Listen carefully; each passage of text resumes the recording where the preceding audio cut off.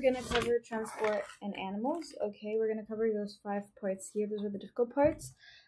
Firstly, we're going to start with the control of the heartbeat. So the thing is about the heart is made up of cardiac muscles, which are myogenic.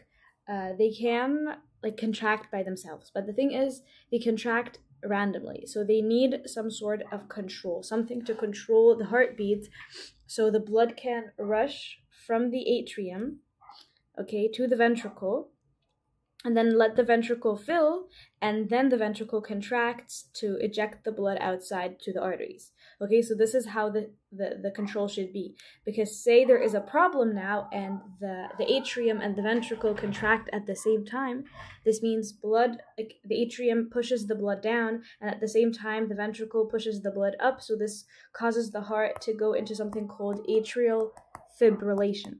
Okay, where the heart just basically is fluttering and shaking because it's contracting at the same time. Okay, so we do not want this. So how do we control the heartbeat? So simple 4 or 5 steps is, firstly, in the right atrium there is something called the SA node, short for sinoatrial node. This is the pacemaker of the heart. This is the start of everything. Okay, the pacemaker sends waves of excitations, okay, across the atrial wall. So now the atria, both atria, right and left, have electricity to start contracting. Okay, then there is between the atrium and the ventricle, okay, something called the band of non-conducting fibers. Okay, the bundle of His. What are the bundle of His? Those are basically just something here that acts as the insulator. Okay, those are the bundle of His. What's the function of this? They prevent those waves of excitation from reaching the ventricles. Why? To leave time for the atrium to contract. So now the waves of excitation have nowhere to go but to the AV node, which is in the septum in the middle. So after the SA node, we have the AV node. It's located in the septum. So this is the only place where the waves of excitation can pass. Okay, so this AV node gives the excitations a 0.1 second delay. So this is the delay needed for the atrium to empty out the blood into the ventricle. Okay, so once the atrium contracted and the ventricle is filled, the AV node start to send out the excitations down the wall, okay, up to something called the Purkinje tissue. So throughout this here, all this, there is something called the Purkinje tissue. They just pass on the excitation down, but with a specific way. They send them from base upwards. Why? Because we want the heart to contract from the bottom up. We want the heart to start contracting from here and then squeezing sideways. So the blood is basically squeezed out of the arteries. I hope you can imagine this. So the heart basically contracts bottom up. Okay? So we call this from the base to the top. Okay? So this is how the heart contracts. Cardiac cycle. So the cardiac cycle, we have the curve and the actual cycle. So you can just memorize the curve, but honestly for me, I feel like understanding it really helps. So you can memorize it and at the same time know what to write in the cardiac cycle. So the curve goes COCO, so it's COCO, close, open.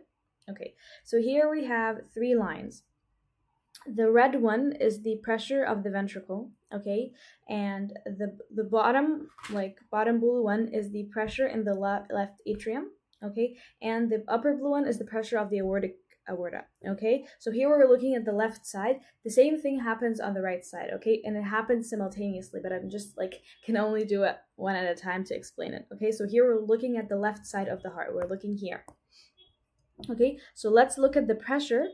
Okay, so here the pressure of the left atrium is higher than the left ventricle. So as long as the pressure up is higher than down, this means the valve remains open. So in this case, the valve here, which is the left AV valve, okay, is open.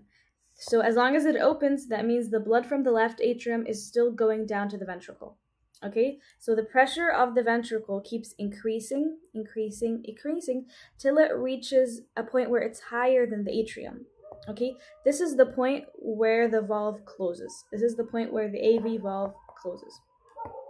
Okay, because the pressure down here is higher than up.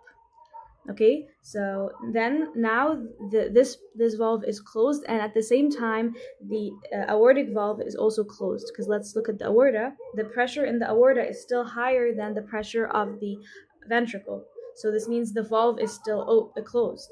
Okay, so this means that the ventricle now, both valves are closed, but the pressure is increasing. Why is that? Because the ventricle starts to contract. Okay, so the ventricle, as you see here, is squeezed inwards because it's contracted. So when it contracts, the pressure basically increases. So you can see the high increase in pressure. So it keeps increasing till it reaches a point where it exceeds the aortic pressure. Okay, once it exceeds the aortic pressure, the aortic valve opens. So this is the first O. Okay, so here is closure of the AV valve, and here is opening of the aortic valve. Okay, now the blood is sent out through the aorta to all the body, and at the same time this happens on the right side. Just think about this, guys. Okay, it happens simultaneously. So as the blood is leaving, the pressure in the ventricle is decreasing. So it decreases till it reaches a point where it's lower than the aortic again. So this is the point where the aortic valve closes. Okay, so it closes again. So while this is happening, okay, the left, the vein, the pulmonary vein, is sending out blood to the left atrium. Okay, so this is causing the left atrium pressure to increase again. So the pressure in the left atrium is increasing because of the blood. Let's look at the bottom drawing here. So the pressure here is increasing because the blood is coming, and at the same time here the pressure is decreasing because the blood is leaving. So now we reach a point where the left atrium pressure is exceeding the ventricle again. So this is when the valve will open again, the left atrioventricular valve. So this is the point here where the left atrium exceeds the left ventricle, so the valve opens again. So this is basically what happens. We have atriosystole, ventricular systole, and then ventricular diastole. So we want to here look at the curve where to identify the systole and diastole. While the valve opening and closing were just points, the systole and diastole are more of a range. Okay, so we want to see where the systole and diastole were. So let's start with the atrial systole. So the atrial systole is the time where the atrium was contracting. Okay, so the pressure of the atrium has to be high, which is here. This time, the pressure of the atrium was higher than the ventricle. So this time is the atrial systole. Okay, and then after it goes to systole, it goes into diastole, which is this part here. Okay, or like actually like till here, till the pressure increases again. So this is atrial diastole. What about the ventricle? So the ventricle pressure was increasing here, around here. Okay, so this time is the ventricular systole. And then after that, it relaxes again. So this is the ventricular diastole. So if he's saying us the time period where both, this is diastole, not systole.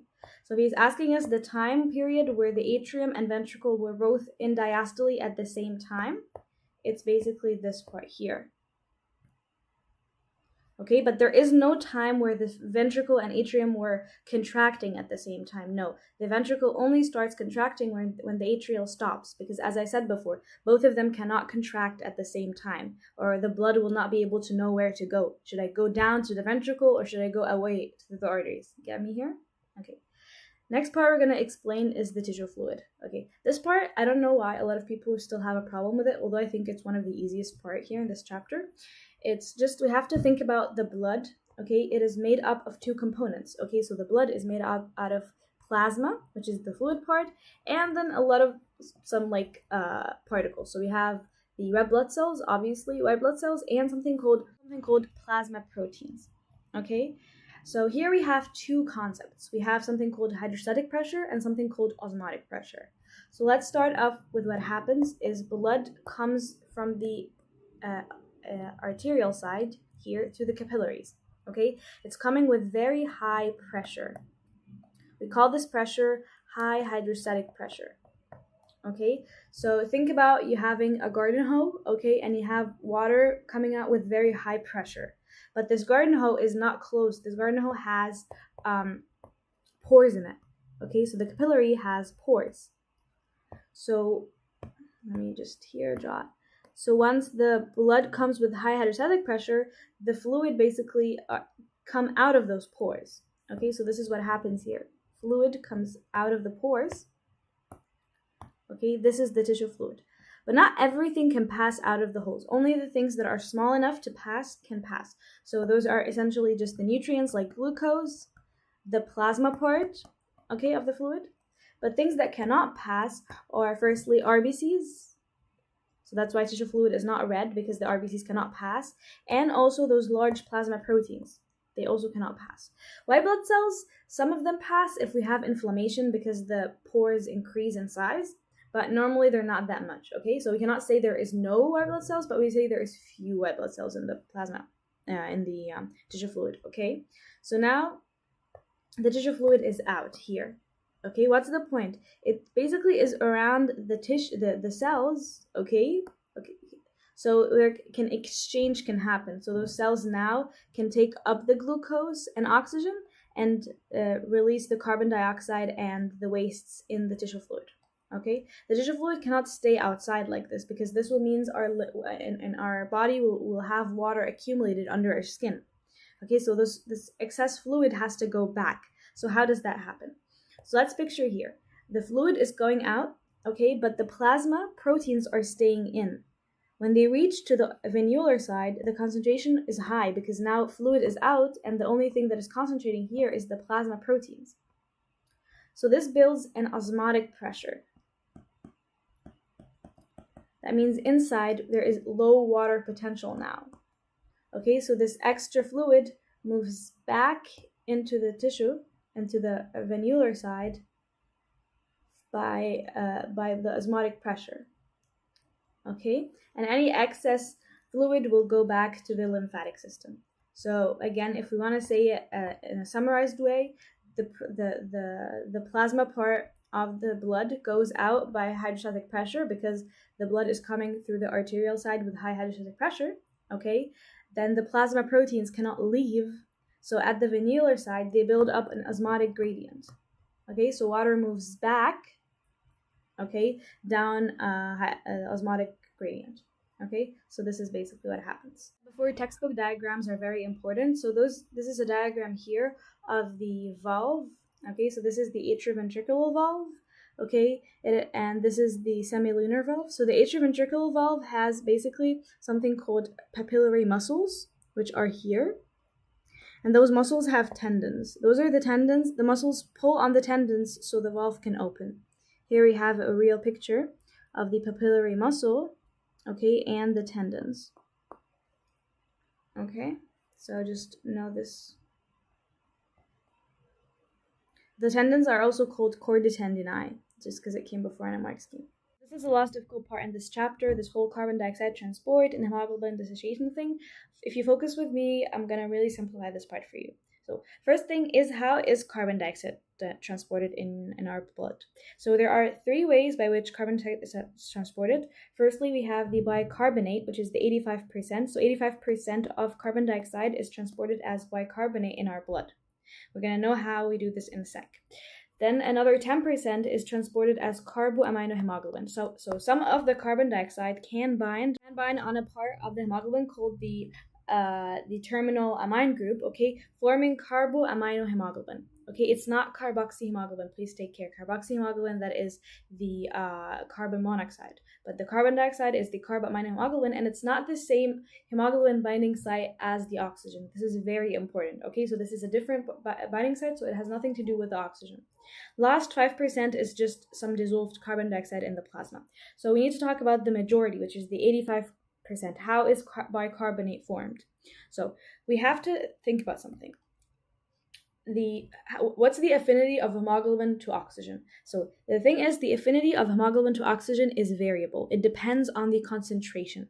What did we say before in enzymes the affinity means? The affinity means the love of this thing for the substrate, or for the active site to the substrate, or in this case the hemoglobin to the oxygen.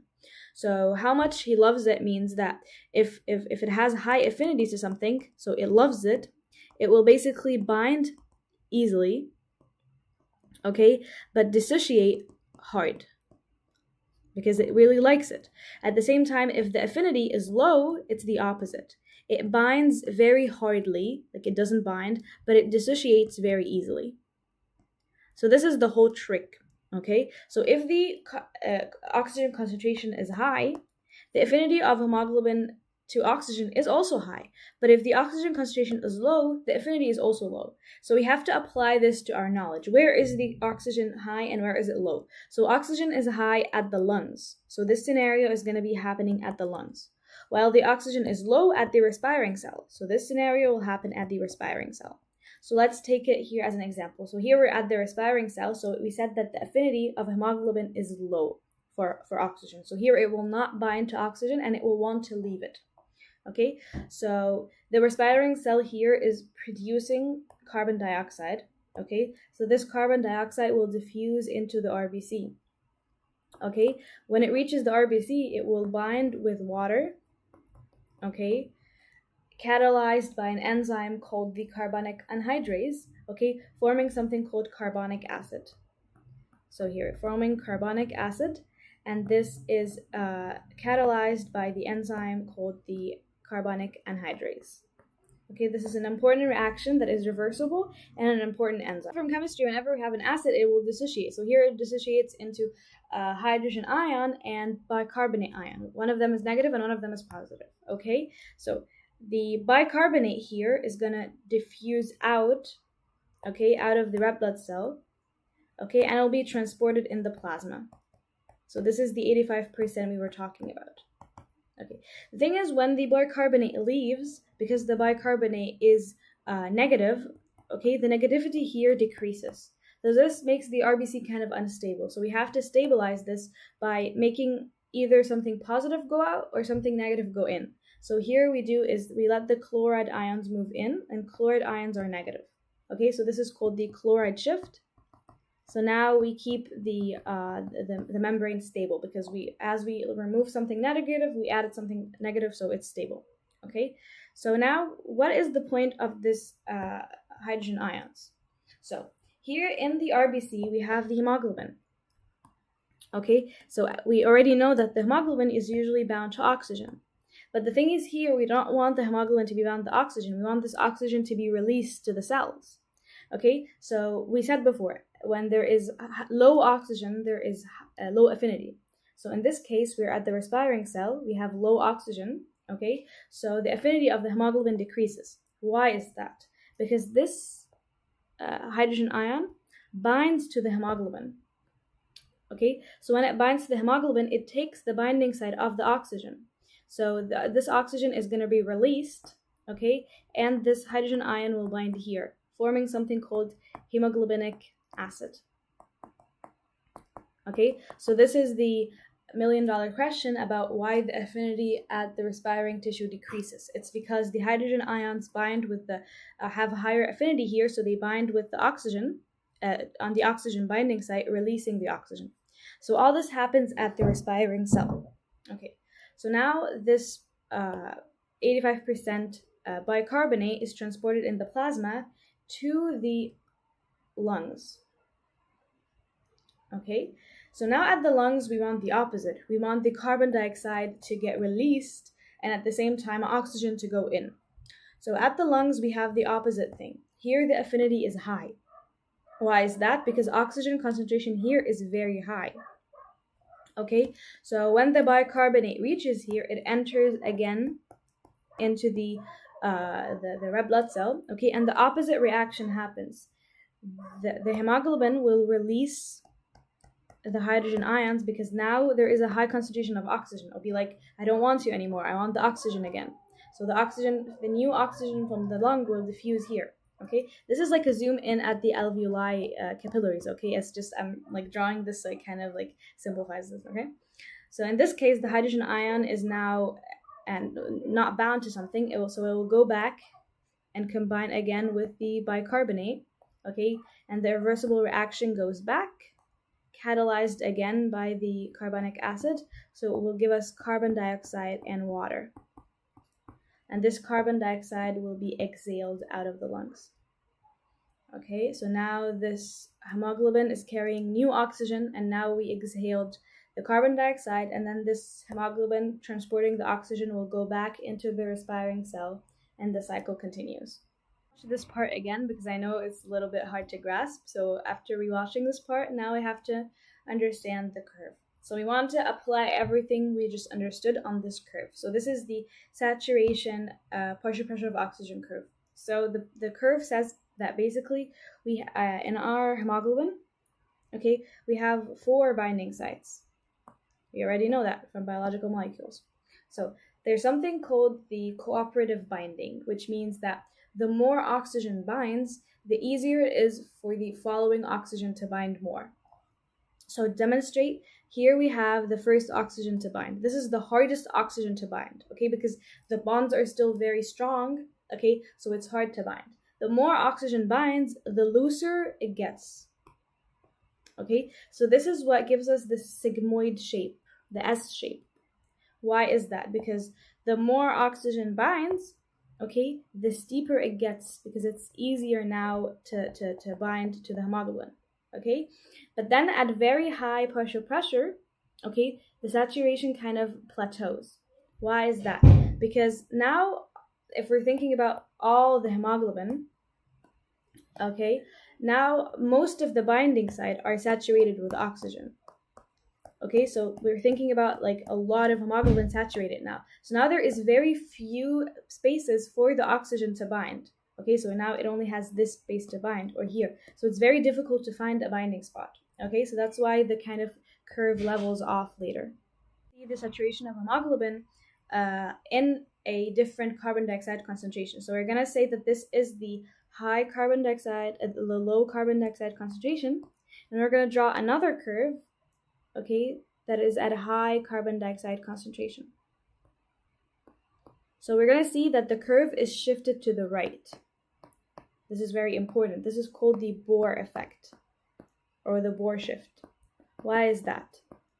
So when there is a high carbon dioxide concentration, like in this case at the respiring tissue, so this part is the respiring tissue, okay, as we described it already here, there is a lot of dissociation, okay, a lot of hydrogen ions, okay, the hydrogen ions increases, the pH decreases, okay, so those hydrogen ions take up the space of the oxygen, okay, on the hemoglobin, so the oxygen is released. That's why the saturation of hemoglobin here is low, because oxygen is being released. Why is this good? Because those respiring cells need oxygen for aerobic respiration. So when we release the oxygen, those tissues can use up the oxygen more, okay? So this is actually a good thing. But here at low carbon dioxide concentration, which is at the respiring tissue, which is this part here, okay, the saturation is high. Why is that? Because at low carbon dioxide concentration, the affinity is high, because here there is less dissociation, okay? So here the oxygen is bound to the hemoglobin, okay? So that's why the saturation is high. So because we want at the lungs to pick up oxygen, we don't want to release at the lungs, okay? That anything shifted to the left, to the right, has lower affinity, because low carbon dioxide concentration means lower affinity. But anything shifted to the left, okay, means higher affinity. So if we draw, like for example, something called carbon monoxide, okay, the curve of the carbon monoxide is shifted to the left like that. Why is that? Because carbon monoxide has a higher affinity, okay, to hemoglobin than carbon dioxide, and at the same time it increases the affinity of the hemoglobin to oxygen, okay? So even at like something as respiring cells, the hemoglobin is still bound to oxygen. In theory, that might seem good, like, okay, more hemoglobin is bound to the oxygen, that is something good. Why is that bad? No, it's bad at the respiring tissues, because those respiring tissues shouldn't hold on to the oxygen. They should release the oxygen, okay? So this is a type of poisoning called carbon monoxide, where the tissues are dying not because we can't breathe. No, it's because we cannot transport the oxygen to the cell. So you're dying with your own oxygen. Okay, so this is something like interesting to know. Tissue fluids telling us that the high blood pressure at the arterial end of the capillary network results in some components of the blood vessel leaving the tissue, leaving the capillary, forming the tissue fluid. We already know that. And at the venular end, the presence of the plasma proteins allows the movement of water back by osmosis. Okay, we do know that too. So in A is telling us the red blood cells and plasma proteins such as albumin remain in the blood capillaries and are not found in the tissue fluid. So here he tells us that one of the plasma proteins is called albumin, okay, and that they stay in the blood. Okay, we know that. So explain why red blood cells and albumin do not leave the capillary. So this is easy. Like why can't they leave the capillary? Because we already said that, because the size of the RBC and the albumin is larger than the size of the pore of the capillary. So they cannot pass through the endothelial gap, okay? Name the chemical reagent that tests for protein. That's easy, Biuret reagent. Okay, and this question is telling us that a low blood albumin concentration can lead to a condition called edema. Edema is like when someone's limbs, like hand and especially legs, are very swollen. You know, probably seeing your grandma have like really swollen legs. This is edema. Edema is a swelling of tissue caused by accumulation of tissue fluid. So before we read up this question, there is two things that can cause edema. Okay, so let's look at the capillary here and think about it. So what would cause the tissue fluid to increase? We have to think about what forms the tissue fluid. So what forms the tissue fluid is the hydrostatic pressure here, and at the same time what makes them return is the osmotic pressure here. So if the hydrostatic pressure increased too much, that means too much fluid will like be pulled outside. So this will increase the fluid outside. So what can cause an increase in hydrostatic pressure? That can basically is because of hypertension. So someone who has normally a high blood pressure will have higher hydrostatic pressure. Then at the same time, a decrease of fluid going back can cause the same effect. So what can cause the decrease of fluid? If the osmotic pressure inside decreased, when will that be? If someone has a problem in albumin, like the plasma protein, if someone does not synthesize plasma proteins, that means there'll be less plasma proteins here. So there's less osmotic pressure to pull the water back. Okay, so this is this question. Okay, the question is telling us that Justin explained how low blood albumin concentration can lead to edema. So someone with liver problems will have a low blood albumin. So here we have to think about it, that at low blood albumin concentration, okay, that means that there is less solute here, okay? So less solute means higher water potential here. So if there's a higher water potential inside, that means that the tissue fluid will not return back. Does not mean that the water will go outside, because there is still a gradient, but the fluid is not just simply not going to return. So it's going to remain here as tissue fluid. Okay, this causes the edema. So let's read here. So a less steep water potential gradient, less water returns, okay, more water enters the tissue fluid. Okay, that's correct. Here we need to describe the differences between the blood arriving at the arterial end and the tissue fluid. So memorize this one. It's like at the tissue fluid, we have no RBC. We said that before because RBC do not leave. We also have no albumin or no like large plasma proteins because they do not leave to the blood. And we have no platelets. We do have fewer red blood cells. There is some red blood cell, but it's less. Okay, so this is regarding organelles. Regarding oxygen and glucose, so obviously the blood arriving has high oxygen, high glucose, and low carbon dioxide and high pressure, while it's vice versa in the tissue fluid because the tissue used up the nutrients and oxygen. Okay, so here this section has nothing to do with the questions, but it came in a question before. So what is this section here? So if we want to imagine it, we're looking at this heart here. We took a slice out of this, like this. Okay, and we're looking at it from the inside. Okay, so what are those? Those are all valves. Okay, so we have, this is the right side and the left side. Okay, so this is the right atrioventricular valve or the tricuspid valve, while this is the left atrioventricular valve or the mitral valve. Okay, and those are both atrioventricular valves. They look kind of like this. And those small and circular and have like triangles like this, those are called the semilunar valves. Okay, so we have the aortic and the pulmonary. The pulmonary is outside. Okay, because if you look here closely, you can see that the pulmonary vein is coming out of here, okay, from the left atrium here, while the aorta is kind of a little bit to the back. So this is the aortic valve, and this is the pulmonary valve, okay? Now we have this question, has nothing to do with the cut section. It's telling us that the dromedary camels are classified in the family that live in desert, okay? And here, a keyword. In hot, dry environments, the dromedary camels can lose up to 30% of their body mass, okay, from dehydration, causing their blood to become viscous. So a thing you need to know, what causes the blood to become viscous in general is the RBC. Okay, RBC make blood more viscous, and the lack of water. So here he said that they have a lack of water. So we have to find a way to make the RBC less viscous. Okay, so here we have a comparison between our red blood cells and the red blood cells of those camels.